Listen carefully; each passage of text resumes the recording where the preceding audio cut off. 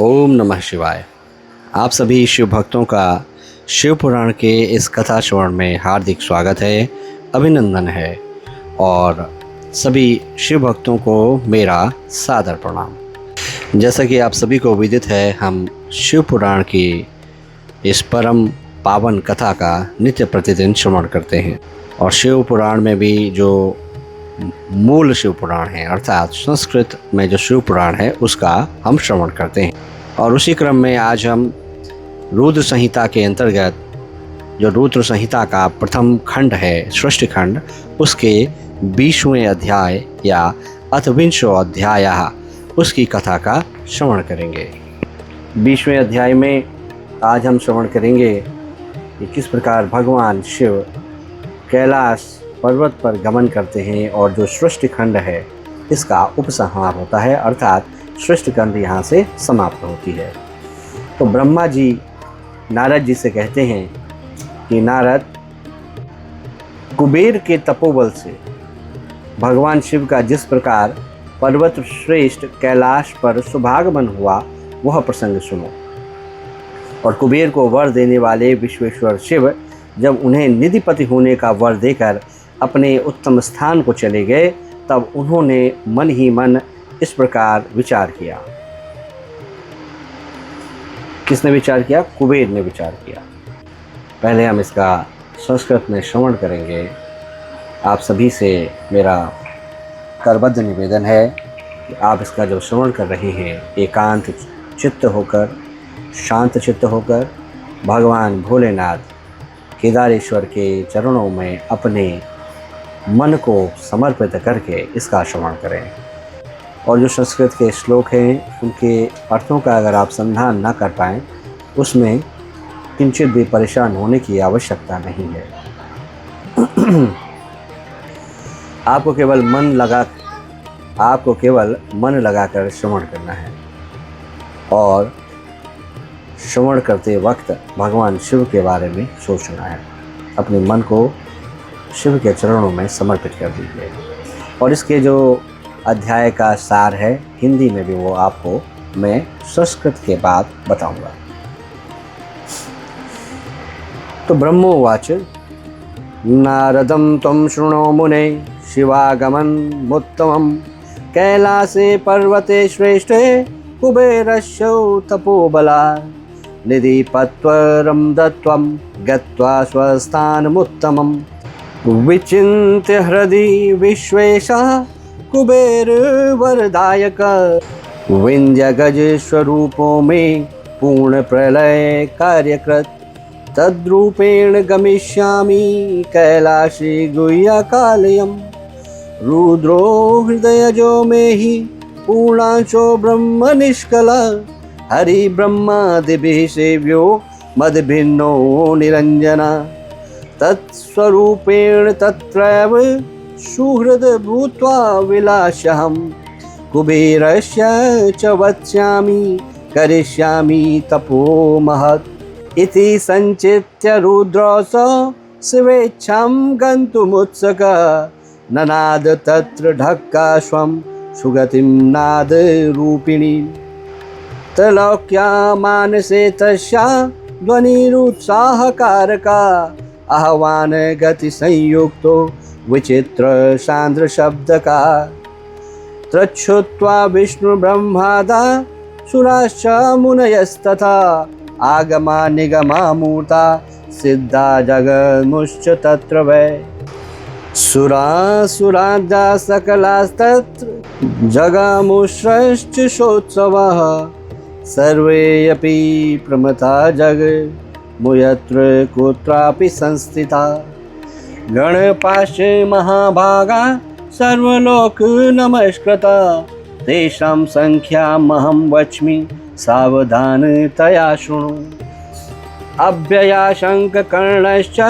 गणकोट्या गणेश्वरा दशभिः केकराक्षश्च विक्रतो अष्टभिरेव च चतुष्षष्ट्या विशाखश्च नवभिः परियात्रकः षडभिः सर्वान्तकः श्रीमान् दुन्दुभो अष्टाभिरेव च जालंको हि द्वादशभिः कोटिभिर्गणपुङ्गवः सप्तभिः समदासीमांस्तव विकृतानना पंचभिश्च कपालिः षडभिः संदारकः शुभः कोटि कोटिभिरेवेह कंडुका कुंडकस्तथा विंशभो अष्टाभिर्गम दष्टभिश्चन्द्रतापना महाकेश सहस्रेण कोटीनां गणपो व्रता कुंडे द्वादश भिवा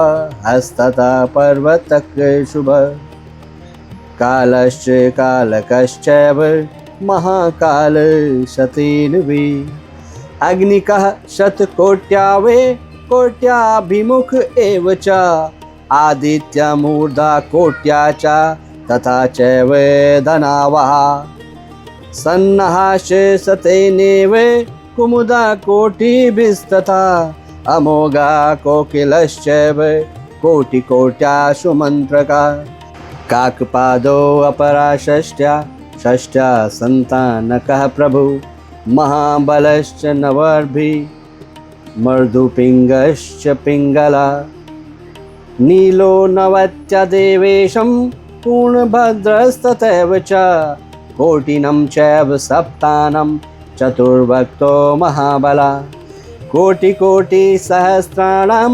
शतविंशतिभिर्वत् तत्र जगाम सर्वेश कैलाश गमनाय वै काष्ठागूढश्चतुष्षष्ट्या सुकेशो वृषभस्तथा कोटिभिः सप्तभिश्चैत्रो नकुलीश स्वयं प्रभु लोकान्तकश्च दीप्तात्मा तथा दैत्यान्तकः प्रभु देवो भृङ्गिरिति श्रीमान् देवदेव प्रियस्तथा अशनिर्भानुकश्चैव चतुष्षष्ट्या सनातन नन्दीश्वरो गणाधीश शतकोट्या महाबला एते चान्ये च गणपा असंख्याता महाबला सर्वे सहस्रहस्ताश्च जटामुकुटधारिणी सर्वे चन्द्रावतंसाश्च नीलकण्ठास्त्रिलोचना हारकुण्डल केयूरमुकुटादरलङ्कृता ब्रह्मोन्द्र विष्णु शङ्काशम् अणिमादिगणव्रता सूर्यकोटि प्रतीकाश शस्त्रजगन्मुगणेश्वरा एते गणादिपाश्चान्ये महात्मानो अमलप्रभा जगामुस्तत्र महाप्रीत्या शिवदर्शन लालसा गत्वा तत्र शिवं दृष्ट्वा नत्वा चक्रुपरानुतिं सर्वे साञ्जल्ययो विष्णु प्रमुखा नतमस्तका इति विष्णुवादिभिः सार्धमहेश परमेश्वरा कैलाश गम प्रीत्या कुबेरस्य महात्मना कुबेरो अप्यागतं शम्भो पूजयामास सादरं भक्त्या नानोपहारेश्च परिवार समन्विता ततो विष्णुवादिकान् देवान् गणाश्चान्यापि ध्रुवं शिवानुगान् समानर्च शिवतोषण हेतवे अथ शम्भो समालिङ्गं कुबेरं प्रीतिमानसा मूर्धनं चाग्राय सन्त स्थावलकं निकषाखिलय सशास विश्वकर्माणां निर्माणार्थ गिरो प्रभु नाना भक्त निवासाय स्वपरेशं यथोचितं विश्वकर्मं ततो गत्वा तत्र नानाविधं मुने रचनं रचयामासं द्रुतं शम्भोरनुज्ञया अतः शम्भो प्रमुदितो हरिप्रार्थनया तदा कुबेरानुग्रहं कृत्वा यथो कैलाश पर्वतं समुहूर्ते प्रविश्यासो स्वस्थान परमेश्वर अकरोदखिलान् प्रीत्या सनातन भक्तवत्सला अथ सर्वे प्रमुदितं विष्णुप्रभु तया सुरा मनुष्य चापरे सिद्धा अभ्यसिञ्चन् मुदा शिवं समानर्चुक्रमात् सर्वे नानुपायन् पाणया नीराजनं समाकाशु महोत्सव पुराशरम् तदासीत्सु मनोवृष्टि मङ्गलाय तनामुने सुप्रीता नानृतुस्तत्राप्सरसो गान् तत्परा जय शब्दो नमा शब्द सत्रासीत् सर्वसंस्कृता तदोत्साहो महानीश तत्सर्वेषां सुखवर्धना स्थित्वा सिंहासने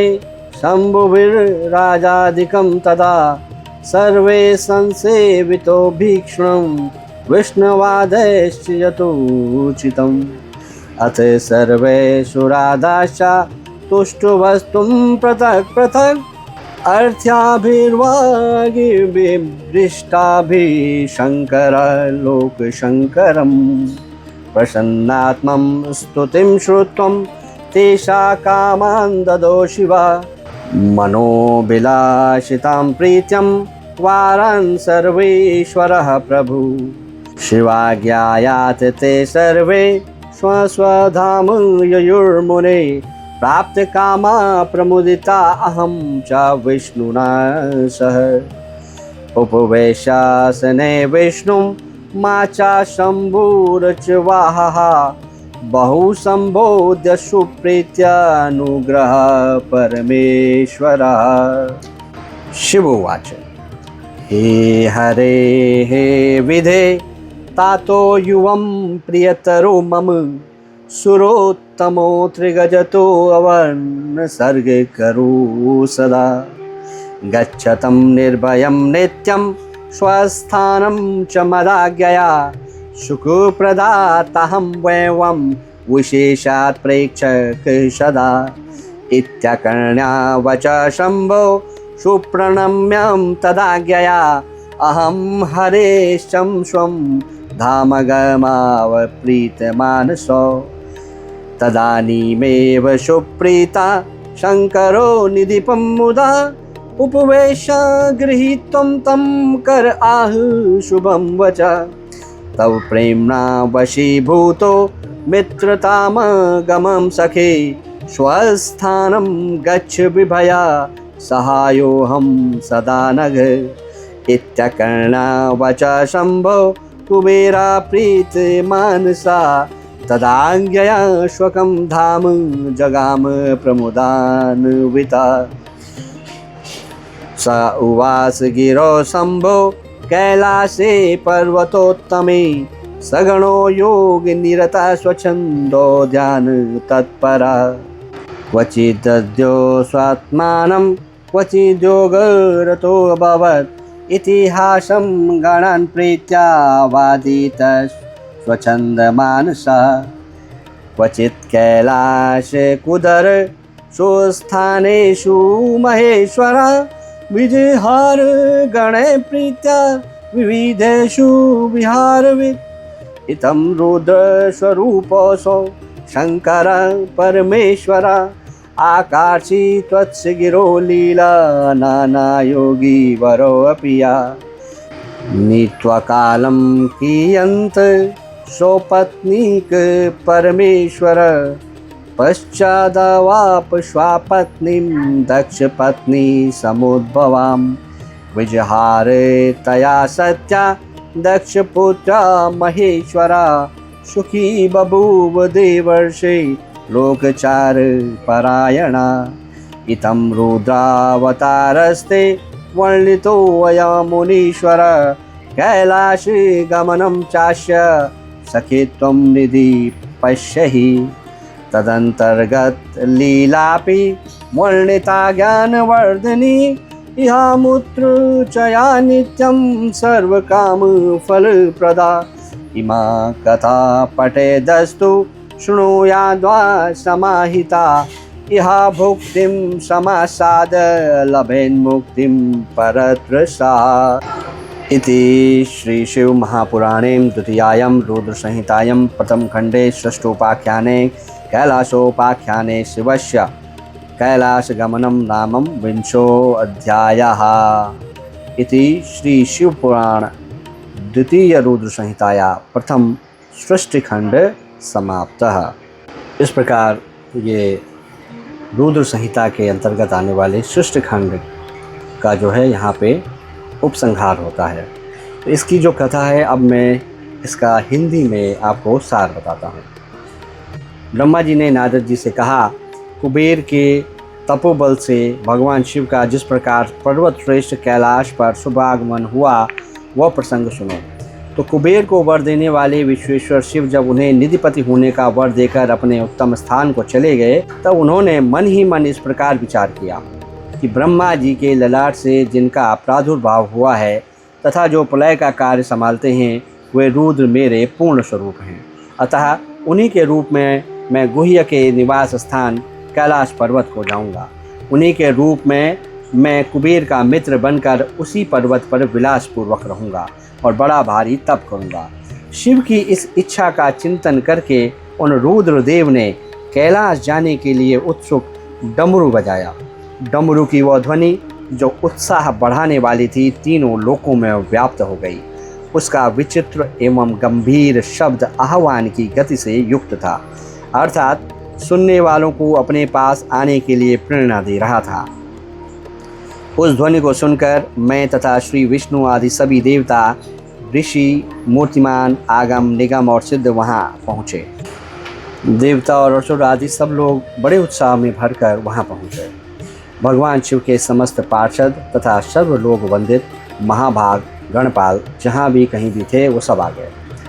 इतना कहकर ब्रह्मा जी ने वहाँ आए हुए जो गणपाल थे उनके नामोल्लेखों का विस्तृत वर्णन कर दिया, तो इसमें संस्कृत के रूप में हमने किया है।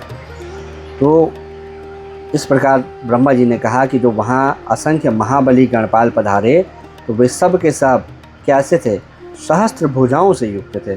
मस्तक पर जटा का ही मुकुट धारण किए हुए थे। सभी चंद्रचूड़, नीलकंठ और त्रिलोचन थे। हार, कुंडल, केयूर तथा मुकुट आदि से अलंकृत थे। वे मेरे श्री विष्णु तथा इंद्र के समान तेजस्वी जान पड़ते थे। अणिमा आदि 8 सिद्धियों से घिरे हुए थे तथा सैकड़ों करोड़ों सूर्यों के समान उद्भासित हो रहे थे। उस समय भगवान शिव ने विश्वकर्मा को उस पर्वत पर निवास स्थान बनाने की आज्ञा दी। अनेक भक्तों के साथ अपने और दूसरों के रहने के लिए यथा योग्य आवास तैयार कराने का आदेश दिया। तब विश्वकर्मा ने भगवान शिव की आज्ञा के अनुसार उस पर्वत पर जाकर सभी प्रकार के ग्रहों की रचना की। फिर श्री हरि की प्रार्थना से कुबेर पर अनुग्रह करके भगवान शिव सानंद कैलाश पर्वत पर गए। उत्तम मुहूर्त में अपने स्थान में प्रवेश करके भक्त वत्सल परमेश्वर शिव ने सबको प्रेम दान दे सनाथ किया। इसके बाद आनंद से भरे हुए विष्णु आदि समस्त देवताओं, मुनियों और सिद्धों ने शिव का प्रसन्नतापूर्वक अभिषेक किया। हाथों में नाना प्रकार की भेंट लेकर सब ने क्रमशः उनका पूजन किया और बड़े उत्सव के साथ उनकी आरती उतारी। मुने उस समय आकाश से फूलों की वर्षा हुई जो मंगल सूचक थी। सब ओर जय जयकार और नमस्कार के शब्द गूंजने लगे। महान उत्साह फैला हुआ था जो सबके सुख को बढ़ा रहा था। उस समय सिंहासन पर बैठकर श्री विष्णु आदि सभी देवताओं द्वारा की हुई यथोचित सेवा को बारंबार ग्रहण करते हुए भगवान शिव बड़ी शोभा पा रहे थे। देवता आदि सब लोगों ने सार्थक एवं प्रिय वचनों द्वारा लोक कल्याणकारी भगवान शंकर का पृथक पृथक स्तवन किया। तो सर्वेश्वर प्रभु ने प्रसन्न चित्त से वह स्तवन सुनकर उन सबको प्रसन्नता पूर्वक मनोवांछित वर एवं अभीष्ट वस्तुएं प्रदान की। मुने तदंतर श्री विष्णु के साथ मैं तथा अन्य सब देवता और मुनि मनोवांछित वस्तु पाकर आनंदित होकर अपने अपने धाम को चले गए। कुबेर भी शिव की आज्ञा से प्रसन्नता पूर्वक अपने स्थान को चले गए। फिर वे भगवान शंभु जो सर्वथा स्वतंत्र हैं, योग परायण एवं ध्यान तत्पर हो, पर्वत प्रवर कैलाश पर रहने लगे। कुछ काल बिना पत्नी के ही बिताकर परमेश्वर शिव ने दक्ष कन्या सती को पत्नी के रूप में प्राप्त किया। देवर्षे फिर वे महेश्वर दक्ष कुमारी सती के साथ विहार करने लगे और लोक चार परायण हो सुख का अनुभव करने लगे। मुनीश्वर, इस प्रकार मैंने तुमसे यह रुद्र के अवतार का वर्णन किया है, साथ ही उनके कैलाश पर आगमन और कुबेर के साथ जो मैत्री का प्रसंग है वो भी सुनाया है। तो कैलाश के अंतर्गत होने वाली उनकी ज्ञानवर्धनी लीला का भी वर्णन किया, जो इहलोक और परलोक में सदा संपूर्ण मनोवांछित फलों को देने वाली है। जो एकाग्र चित्र हो इस कथा को सुनता है या पढ़ता है, वो इस लोक में भोग पाकर परलोक में मोक्ष का लाभ करता है। तो इस प्रकार ये आज की जो कथा है उसको यहीं पे समाप्त करते हैं। और जैसे कि आप सबको विदित है, आज से जो सृष्टि खंड है रुद्र संहिता का, जो प्रथम खंड है सृष्टि खंड, वो संपूर्ण हो चुका। आज उसका आखिरी पाठ था। अब हम जो रुद्र संहिता का द्वितीय खंड है सती खंड, उसकी कथा का प्रारंभ करेंगे। और जो अगली कथा श्रवण हम करेंगे, जब आप सुनेंगे तो उसमें प्रथम खंड के चरित्र का वर्णन सुनेंगे। आप सभी से मेरा करबद्ध निवेदन है कि भगवान भोलेनाथ की जो कथा है, अगर इसमें किसी भी तरह की जो त्रुटियां रह जाती हैं, त्रुटियों के लिए भगवान महेश्वर से, भगवान भोलेनाथ केदारेश्वर से सबसे पहले क्षमा प्रार्थना करके आप सभी लोगों से भी क्षमा प्रार्थना है। आप सभी लोग इस कथा को सुने, भगवान भोलेनाथ के निमित्त अपने ध्यान को लगाएं, क्योंकि सभी को विदित है जहाँ भी हैं वो वही हैं। नभ जल गगन थल आकाश सभी जगह हर हर महादेव हैं, हर हर हर जगह हैं। भगवान भोलेनाथ के प्रति अपनी भक्ति को आप बिल्कुल भी अपने मन से ना छुपाएं।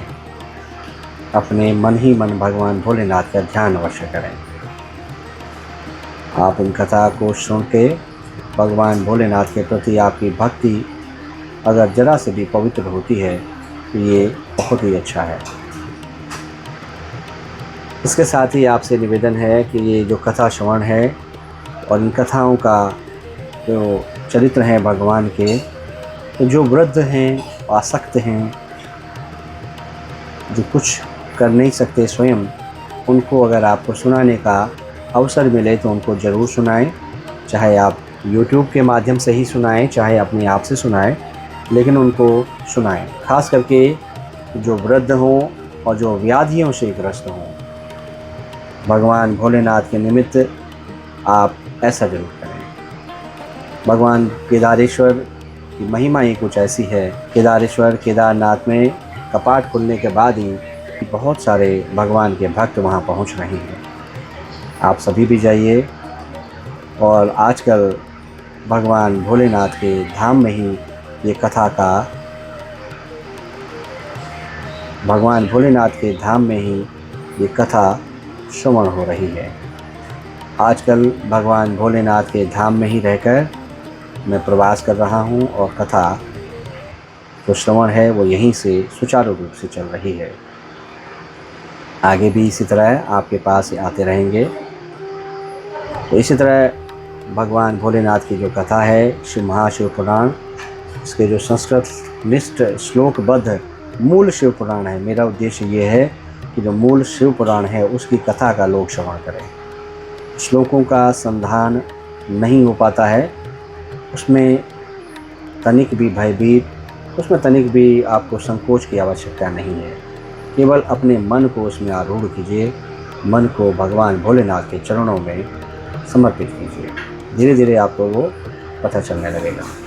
भगवान को ध्यान कीजिए। हालांकि मैं बाद में सार बताने की भी कोशिश कर रहा हूँ, लेकिन फिर भी आप अपने मन और मस्तिष्क में भगवान भोलेनाथ को ध्यानस्थ रहकर उनकी कथा का श्रवण करें। अगर आप सब लोग भी अभी भगवान भोलेनाथ के दर्शन श्री केदारनाथ में करना चाहते हैं तो ज़रूर आएँ। सभी से निवेदन है कि भगवान भोलेनाथ के धाम में अगर आप आएँ, पवित्रता के साथ आचरण करें, अपने साथ कोई भी कूड़ा कचरा वगैरह साथ वापस लेके जाएं, धाम अपराध आपको ना लग पाए। यही मेरी आपसे प्रार्थना है और उम्मीद है कि आप सब ये समझेंगे। जो कथा श्रवण है उसको यहीं पे विराम देते हैं। आपसे पुनः भेंट होगी कथा श्रवण के अगले अध्याय में और अगले खंड में। तब तक के लिए हर हर महादेव, हर हर महादेव, हर हर महादेव। जय श्री केदार। ओम नमः शिवाय।